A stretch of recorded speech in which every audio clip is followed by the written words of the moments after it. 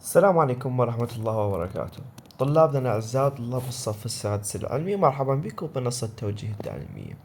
بالنسبة للمراجعة المركزة الخاصة بمادة التربية الإسلامية للأستاذ الكبير ساجد العقيلي، راح تكون متوفرة على شكل ملف PDF على موقعنا الرسمي. رابط تحميل الملزمة بشكل كامل على شكل ملف PDF في وصف الفيديو.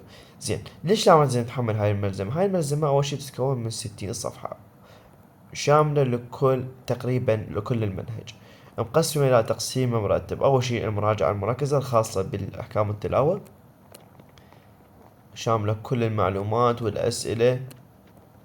بعدها المراجعة المركزة الخاصة بالآيات الكريمة. بعدها المراجعة المركزة الخاصة بمعاني الكلمات. وبعدها سور التفسير مقسمة إلى عدة أقسام. أولا الأكثر أهمية، بعدها المهم نوعا ما، وبعدها آخر شيء تدرسه أهميته وسط، وبعدها اطلع عليهم بالأخير.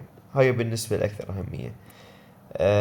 الأحاديث الشريفة طبعا مقسمات إلى كل يذكر الحديث بعده كم سؤال عليه.